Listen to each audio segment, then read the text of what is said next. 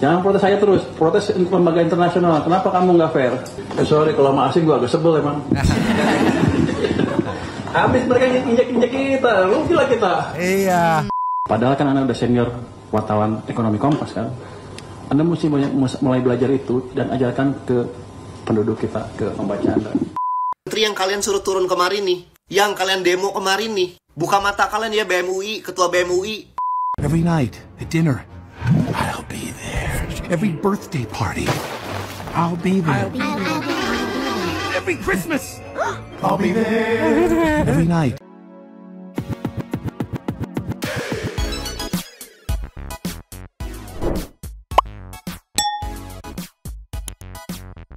Nyo, Bang Sedih People. Welcome back again bersama Nyonya dan Mamang Abu Bobob tuh. Pak Kun tuh dia tuh kayak kucing.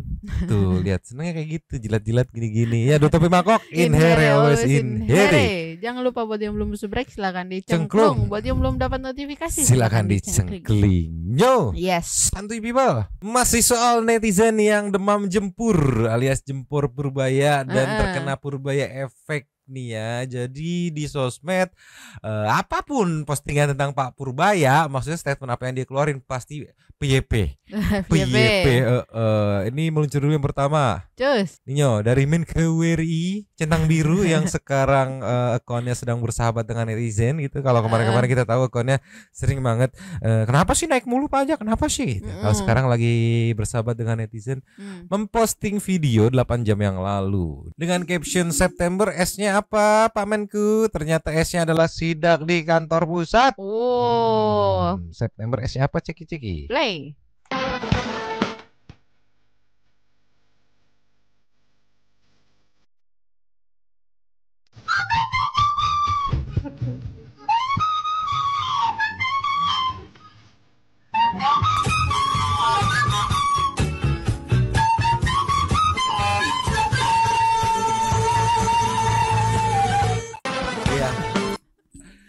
Tapi benar, sepertinya menurutku bener loh saran dari KDM gitu kan. Saat waktu itu beberapa kali tuh dia bilang tuh untuk pejabat udah transparansi, pakai sosmed posting kegiatan kalian posting gitu. Biar apa? Biar erat dengan warga masyarakatnya tahu. Oh, ini kerjanya begini loh. Oh, sekarang lagi kesini loh. Oh, sekarang lagi kesini loh. Jadi erat dengan warga masyarakat netizen ya. Kalau erat, mau disusupin penggiringan opini itu bisa kita lihat kayak KDM beberapa kali disusupin dari 2 minggu berturut-turut itu nggak tembus. Karena netizen sendiri yang klarifikasi gitu. Nah, ini salah satunya Pak Purbaya dari awal memimpin langsung menguasai persosmedan, kerja di sosmedin, ngeprank di sosmedin, bercanda di sosmedin, bahkan waktu itu yang sempat dipelintir ya dari sosmed juga gitu. Tapi akhirnya erat gitu dengan netizennya. Jadi mau digiring ke sana ke sini pun ketahan gitu. Kompak jadinya. Nih ada komen-komennya. Ini admin satu tongkrongan sama admin Gerindra kayaknya. Ya mungkin dari pemilihan soundnya ya. Pakai kok tadi ya. Terus Kaca Riben, udah 35 tahun di Indonesia, baru sekarang gua follow akun menteri katanya. Iya. Nah kayak gini nih fungsi bersosmed tuh. Pak, ini daerah Sumut ngeri kali permainan tengkulak, nggak ada event apa-apa, cabai merah 80.000 per kilo, ikan dan ayam pun mahal, semua mahal Pak, cuma marah yang murah. Tuh akhirnya jadi banyak netizen yang follow up ngelaporin gitu. Ngadu ya. Ada lagi nih meluncur. Cus. Nih ini ada dari Doni F979 yang nge-capture Doni ini komen di postingannya Pak Purbaya gitu kan. Komenannya, Pak Menteri coba ke daerah-daerah, bukan tidak mampu menyerap anggaran, tapi anggarannya tidak bisa diserap dan anggarannya nggak ada. Kolab Pak anggaran daerah, rumitnya birokrasi Pak. Ya seperti biasa, komenan pengaduan seperti biasa, tapi menariknya ada satu lob di sini. Apakah dia ceki-ceki? Play. Devi Aragon, terima kasih, thank you.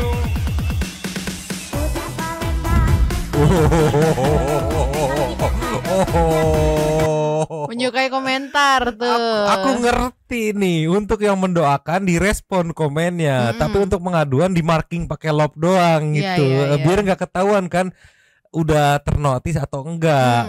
Soalnya kalau udah ternotis siap akan kami tindak lanjuti gitu, takutnya yang ditarget gitu terus mengamankan kecurigaan itu gitu. Iya, kalau di lock kan orang lain nggak bisa ngelihat siapa Nggak yang bisa nge-lock ngeliat, gitu kan. cuman dia bisa tahu kan, oh gua nge-lock komenan ini, oke, oh iya ini belum beres. Iya. Aktif di sosmed Pak Pur teh. Ya menteri berjiwa Gen Z ya. Walaupun tampilannya sudah parubaya istilahnya gitu. Coba kita kasih nextnya nih, Mencur. Cus. Nih ini momen unik Pak Purbaya nih yang selama ini seminggu lebih mungkin ya kita ngelihat dia happy-happy aja, tapi semalam ada momen dia versi serius, lagi serius mode, bahkan cenderung ke ngegas ya. Saat menjawab pertanyaan dari orang Indonesia, wartawannya, cuman dia bekerja untuk media asing gitu kan. Oh langsung full gas loh dia. Kalau teman-teman wartawan lokal ya masih enjoy gitu. Tapi kalau sama asing sampai dikasih caption di sini, kalau sama asing saya agak sebel. Wow, ceki. Play. Siang Pak Purbaya, salam kenal sekalian Pak Grace dari Bloomberg News. Pak, 2 pertanyaan. Bloomberg mana? Bloomberg lokal, Bloomberg internasional? Bloomberg internasional Pak. Boleh tanya nggak Pak, apa sebetulnya rencana pemerintah terkait dengan teks amnesti dan terkait dengan undang-undang keuangan negara tersebut Pak? Terutama undang-undang keuangan negara itu kan berkaitan dengan pengaturan batas defisit, batas rasio utang dan lain-lain. Apakah ada rencana terkait itu? Nggak ada kita berubah. Nggak kita berubah sampai sekarang. Kenapa Anda nanya itu? Anda pasti pikir saya mau melanggar 3%? Tidak, nggak ada. Kalau ekonominya bagus, misalnya jurus saya berhasil, harusnya sih ekonominya akan lebih bergairah dan pendapatan pajaknya lebih tinggi juga. Harusnya kita nggak perlu merubah undang-undang untuk menaikkan defisit atau batas utang. Berapa sekarang? 3% 60 kan?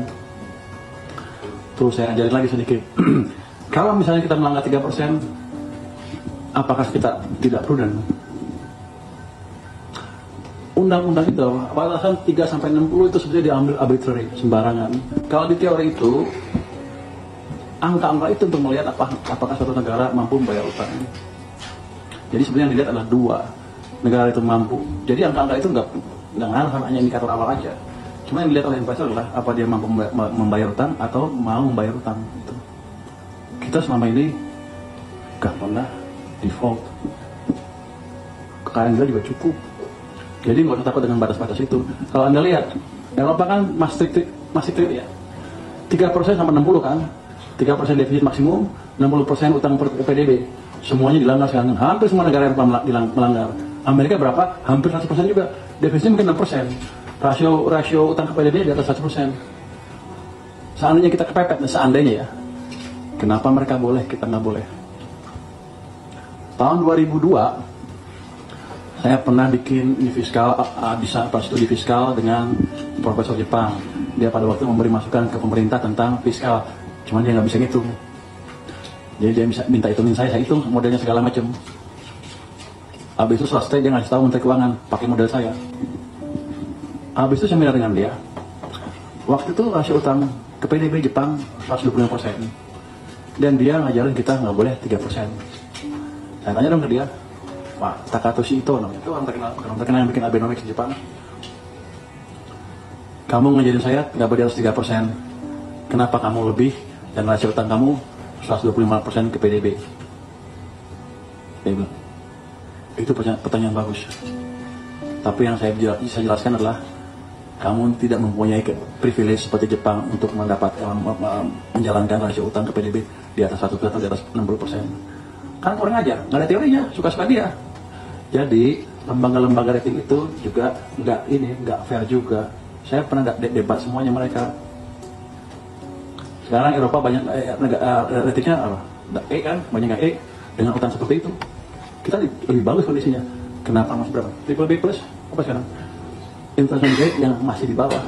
Padahal dari fiskal kita lebih bagus, prospek ekonomi juga lebih bagus. Jadi Anda tanya ke Bloomberg dan sana, kenapa nggak fair? Tanya ke sana, jangan tanya ke saya ya. Pak, boleh nggak Pak? Kalau berarti mau memperjelas aja posisi pemerintah. Tidak, saya nggak. Perubahan itu perlu atau tidak? Tidak. Prolegnas kenapa? Karena kan undang-undangnya masuk dalam prolegnas. Ya biar aja masuk prolegnasnya berubah. Makanya saya mau konfirmasi. Enggak Pemerintah betul. melihat perlu atau tidak? Tidak. Oke. Anda tanya sana ya. Jangan protes saya terus. Protes untuk lembaga internasional. Kenapa kamu nggak fair? Sorry kalau sama asing gue agak sebel emang. Habis mereka injek kita, lu gila kita. Iya. Jadi Anda tanya ke Iya nggak fair. Tetangga negara lain lu boleh, giliran kita mepet-mepet 3%, lu nggak boleh melanggar. Gitu kurang lebihnya ya.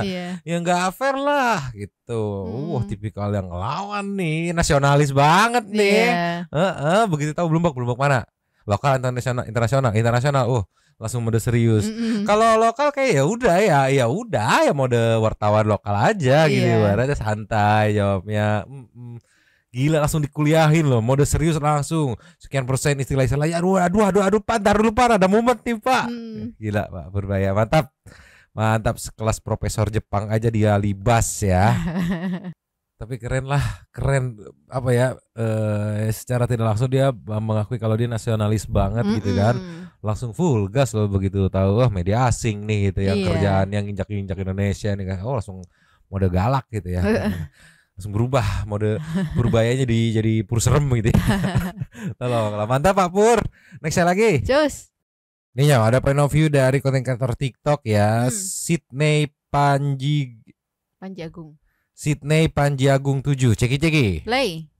Menteri Purbaya Yudi Sadewa, Menteri Keuangan yang baru di Indonesia ini tiba-tiba mencuat ke permukaan, popularitasnya meningkat pesat. Kenapa? Dia orang lama sebenarnya, sering membantu pemerintah, tapi namanya memang selama ini tenggelam. Menarik dibahas dari sisi personal branding. Yang pasti, sadar atau tidak sadar, positioningnya kuat sekali. Sehingga brand voice yang muncul, yang dia suarakan, selaras dengan brand perception yang ditangkap oleh masyarakat. Setidaknya ada 3 alasan nih, kenapa popularitasnya meningkat pesat. Yang pertama, gayanya koboi. Dan menariknya, orang jadi mencari tahu benarkah dia koboi, seperti apa sih gaya koboi, dan dia secara konsisten menunjukkan dengan gayanya yang sebenarnya bukan koboi, gayanya lugas, ceplas-ceplos, itu yang paling utama dan terlihat konsisten. Yang kedua, sikapnya yang terbuka terhadap masyarakat, terhadap pers, melayani pertanyaan, bahkan menjelaskan hal-hal yang selama ini kelihatannya sulit menjadi gampang dicerna oleh masyarakat.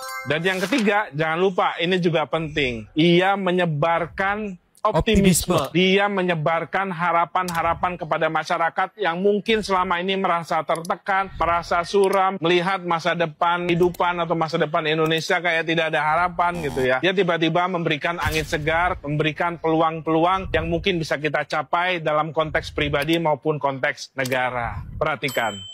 Iya, setuju aku. Yang paling khas itu good vibe-nya itu loh.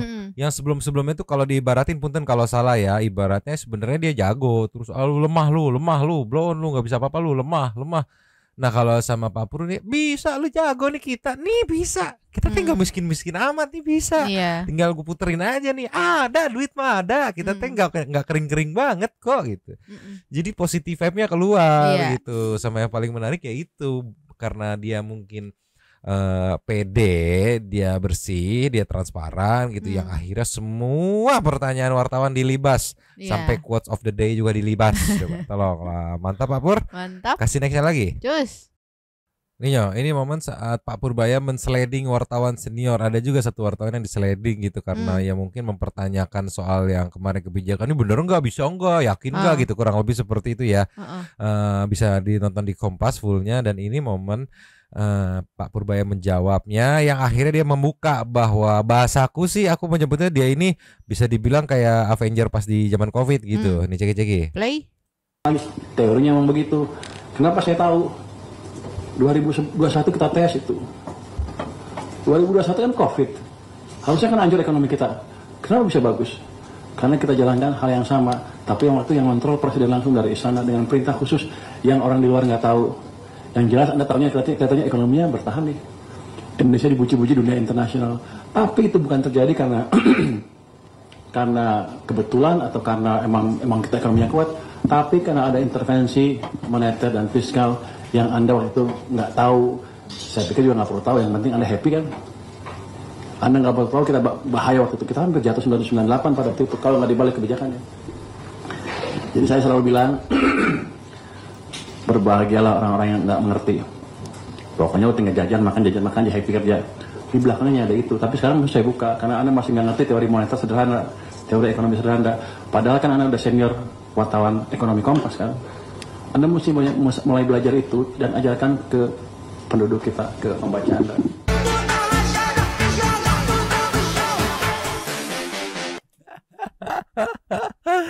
Aduh, tetep ya, gaya-gaya koboynya tanggil-tanggilnya masih ada ya. Mungkin ya dia menanggapi siapa yang bertanya nih. Yang kalau yang bertanya masyarakat umum ya udah gitu kan. Ini kan posisi yang bertanya wartawan senior bidang ekonomi gitu. Kok lu masih nanya hal-hal kecil kayak gitu? Jadi mungkin dugaanku yang ditangkap Pak Pur, lu mau coba-coba jebak-jebak atau kayak gimana gitu, mau ngenyek-ngenyek gitu. Makanya dia buka gitu kan.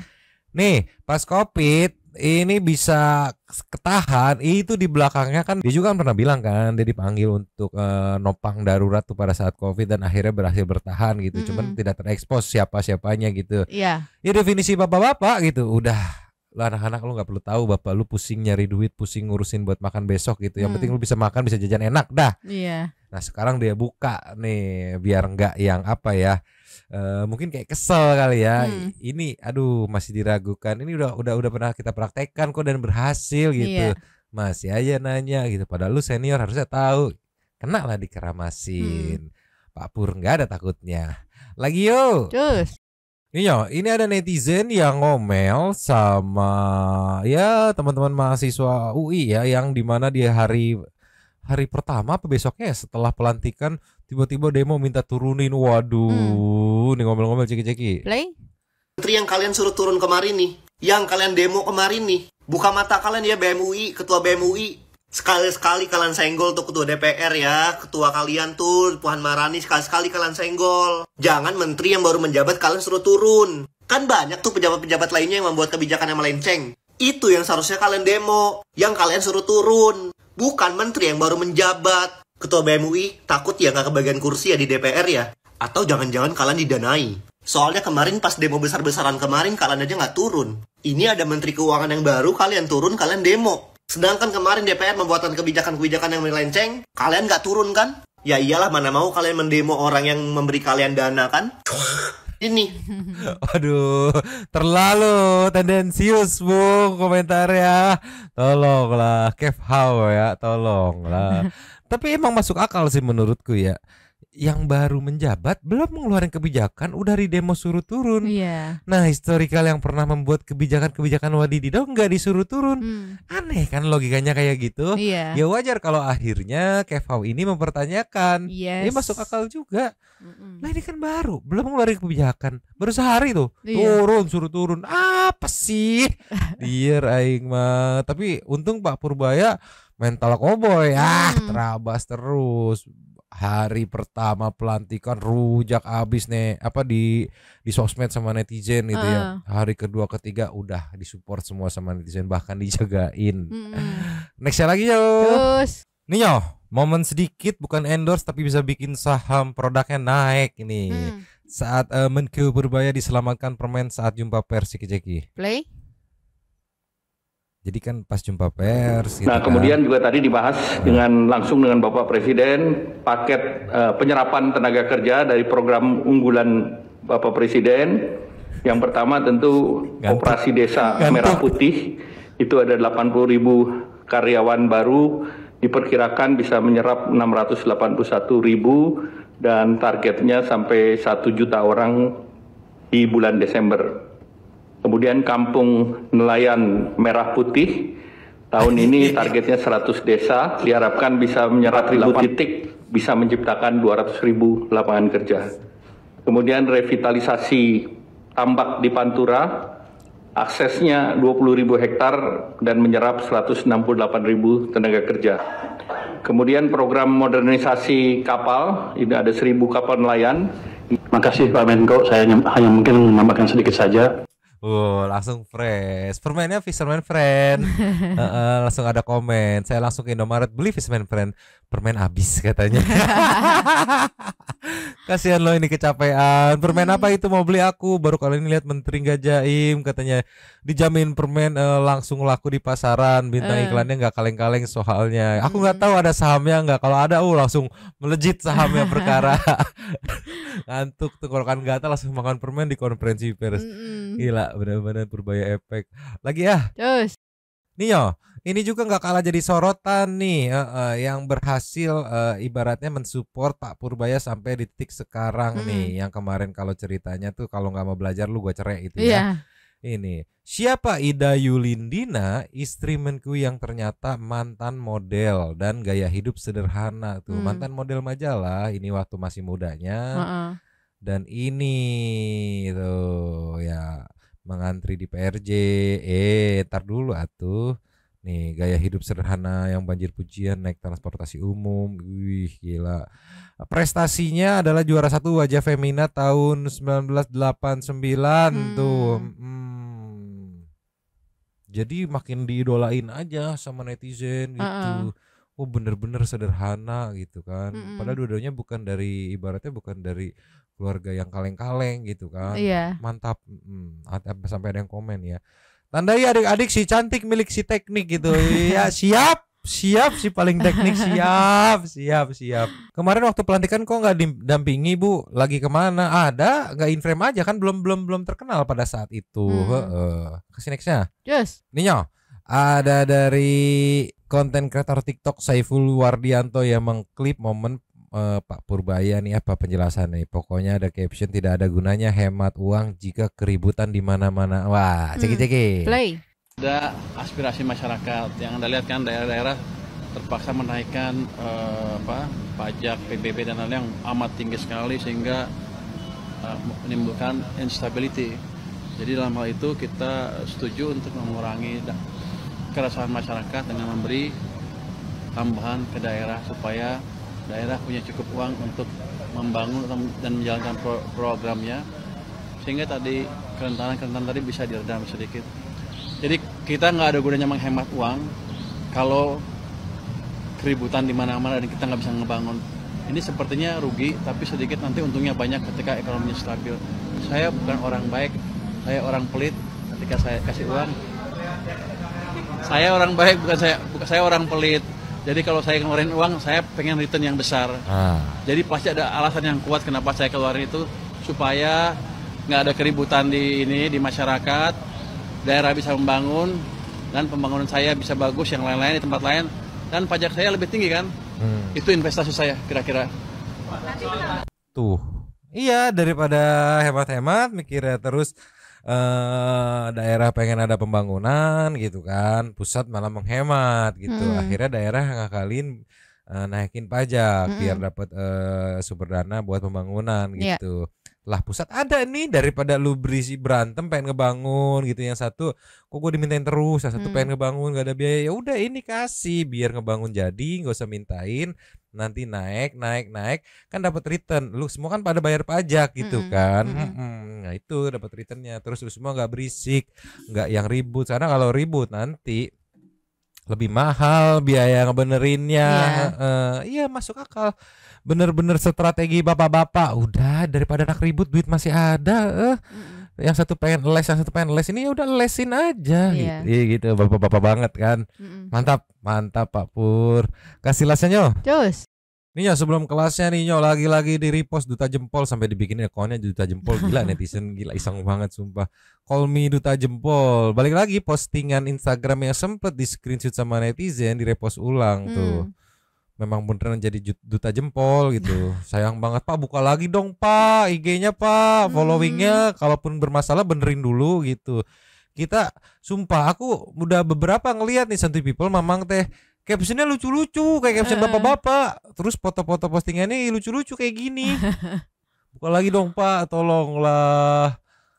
Nih komenan, tapi jempol lu selalu ngeblur Pur katanya teh. Iya karena kan fokusnya ke sini. Jadi jempolnya ngeblur. Tuh, ngeblur ya, fokusnya kan ke sini, fokusnya ke bagi tuh. Iya. Tolonglah. Tuh netizen juga sedih tuh, baru sehari follow akunnya udah hilang. Iya, karena yang di demo itu kan. Tolonglah. Ayo Pak, aktifin lagi Pak, netizen bersamamu itu ya. Dengan optimismemu itu. Tolonglah. Ya udah, sekarang kita ke lasnya beneran nih meluncur. Cus. Ini lasnya nyo, sumpah Mamang belum bisa move on sama postingan yang ini. Santuy People ceki-ceki. Play. Every night at dinner, I'll be there. Every birthday party, I'll be there. Every Christmas, I'll be there. Every night at dinner. I'll be. Masalahnya tuh dia udah auto jempol aja ya, bukan yang disetting gimana, udah auto aja, apa auto aja jempol. There. Every birthday party. I'll be there. Every Christmas. I'll be there. Every night at dinner. Enggak lucu, dari satu rapat aja berapa kali ngeluarin jempol gitu. Memang udah defaultnya jempol, nggak salah. Akhirnya netizen menyebutnya menteri jempol, duta jempol, jempur, apapun itulah serba jempol. Tolonglah Pak Pur, semangat teruslah pekerjaannya Pak Pur. Pokoknya selagi positif netizen masih mendukung nih. Nanti kalau misalkan amit-amit ada belok-belok dikit pasti ditegur sama netizen juga, kan diawasin gitu ya. Mantap, gas terus Pak Pur. Jadi happy, positive vibe, pede. Jadi pede kita teh kemarin teh pede. Iya negara kita teh kaya ya gitu. Yuk bisa yuk gitu. Ya udah ya, karena ini video kedua di tag hari ini, jadi super text-nya belum masuk, belum bisa dibacain dan habis. Terima kasih sudah menonton. Lanjut di komen seperti biasanya, dan Mamang Abu Bolos, bahkan masih bobo tutupi mangkok. Cabut dulu dan ciao.